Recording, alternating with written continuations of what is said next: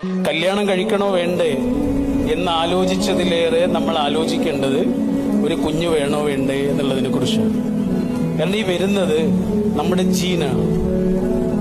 നമ്മൾ സാധാരണ പറയും ഒഴിഞ്ഞ ഒരു പാത്രം പോലെയാണ് ഒരു കുഞ്ഞ് എന്നൊക്കെ പറയും, ഒരു ബ്ലാങ്ക് പേപ്പറാണ് എന്നൊക്കെ പറയും. അല്ല, ഒരു കുഞ്ഞും ബ്ലാങ്ക് പേപ്പർ അല്ല.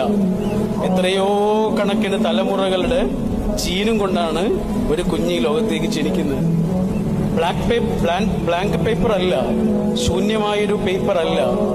അത്രയേറെ നിറഞ്ഞു വരുന്നൊരു കുഞ്ഞാണ്, അത്രയേറെ ഇന്റലക്ച്വൽ ആയിട്ടുള്ളൊരു കുട്ടിയാണ്. ഒരു ഇൻഡിവിജ്വലാ വരുന്നത്, ഇൻഡിവിജ്വലാ. മൈക്കൽ ഫാരഡയോട് ഒരിക്കൽ അദ്ദേഹത്തിന്റെ ജീവിതാവസാന കാലത്ത് ഒരാൾ ചോദിക്കുന്നുണ്ട്. മൈക്കൽ ഫാരഡെ 1000-ഓളം കണ്ടുപിടുത്തങ്ങൾ നടത്തിയ മഹാനായ സയന്റിസ്റ്റാണ്. ഈ ലോകത്തിന് വലിയ സംഭാവനകൾ കൊടുത്ത മനുഷ്യൻ, അത്രയേറെ തിരക്കുള്ളൊരു മനുഷ്യൻ, അത്രയേറെ ബിസി സ്കെഡ്യൂൾസ് ഉള്ള ഒരു മനുഷ്യൻ.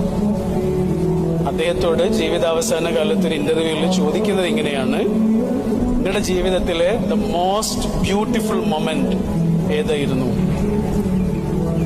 ദ മോസ്റ്റ് ബ്യൂട്ടിഫുൾ മൊമെന്റ് ഏതായിരുന്നു എന്ന് മൈക്കൽ ഫാരഡയോടാണ് ചോദിക്കുന്നത്. അദ്ദേഹത്തിന് പറയാൻ എന്തൊക്കെ ഉണ്ടാവും, ഇത്രയേറെ മൊമെന്റ്സും മെമ്മറീസും ഉള്ള മനുഷ്യന്. പക്ഷെ അദ്ദേഹം പറഞ്ഞത് എന്താണെന്നറിയോ? മൈക്കൽ ഫാരഡെ പറഞ്ഞത് എന്താണെന്നറിയോ? എന്റെ സാറയുടെ കൂടെയുള്ള വൈകുന്നേരങ്ങൾ എന്നാണ് പറഞ്ഞത്. എന്റെ സാറയുടെ കൂടെയുള്ള വൈകുന്നേരങ്ങൾ. നേടിയ നേട്ടങ്ങളൊക്കെ ഉണ്ട്, കിട്ടിയ വലിയ അനുഭവങ്ങൾ, ഓർമ്മകളൊക്കെ ഉണ്ട്.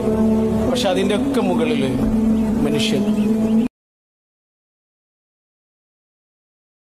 കുഴപ്പങ്ങളൊക്കെ ഉണ്ടാവും മനുഷ്യന്മാർക്ക്. അതാണ് മനുഷ്യനെയാണ് കേട്ടോ നിങ്ങൾക്ക് കിട്ടിയത് എന്ന് പഠിച്ചവൻ പറഞ്ഞത്. അതുകൊണ്ടാ കുഴപ്പങ്ങളൊക്കെ ഉണ്ടാവും, പക്ഷെ കൂടെ ഉണ്ട്, ശ്വാസമുണ്ട് എന്നുള്ളത് തന്നെയാണ് മനുഷ്യനുണ്ട് എന്നുള്ളത് തന്നെയാണ് ഏറ്റവും വലിയ കാര്യം. ആ മനുഷ്യനെ സെലിബ്രേറ്റ് ചെയ്യുക എന്നുള്ളതാണ് പ്രധാനം. നമുക്കുള്ള മനുഷ്യന്മാരെ നമ്മൾ സെലിബ്രേറ്റ് ചെയ്യുക. ഒരു കൂടെ ഉണ്ടാവണമെന്നൊന്നുമില്ല അന്നത്തെ കാലത്ത്. ഒരു വിരൽത്തുമ്പിന്റെ അപ്പുറത്ത് ഒരുണ്ട്. അതാ ആ മനുഷ്യനെ സെലിബ്രേറ്റ് ചെയ്തുകൊണ്ടിരിക്കുക.